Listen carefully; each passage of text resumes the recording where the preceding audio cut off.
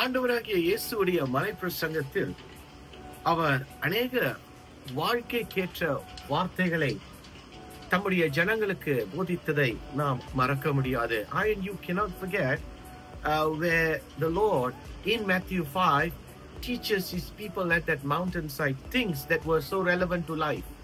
அதுல ஒரு வார்த்தை இப்படியாய் சொல்லுகிறது. மத்திய 5ஆம் அதிகாரம் 7வது வசனம், இரக்கமுள்ளவர்கள் பாக்கியவான்கள், அவர்கள் இரக்கம் பெறுவார்கள். In English it says like this: blessed are the merciful, for they will be shown mercy.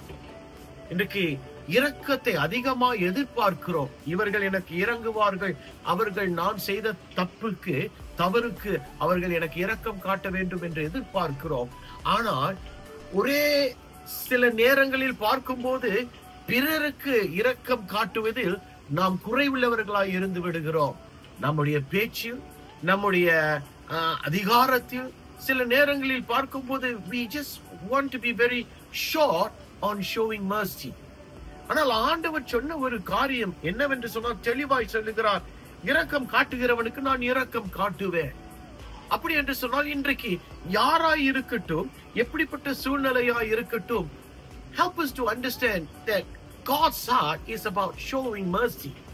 So let's show mercy to everyone. Let our words be so seasoned with love. Let our words be seasoned with gratitude for what God has done for us.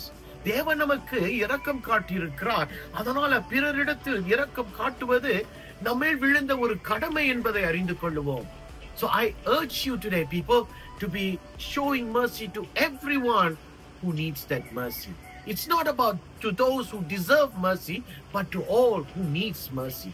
இரக்கம் காட்டுங்கள், ஏனென்றால் தேவன் நம்மேலேயும் மனம் இறங்கி இருக்கிறார். Think about it. Bless you, people.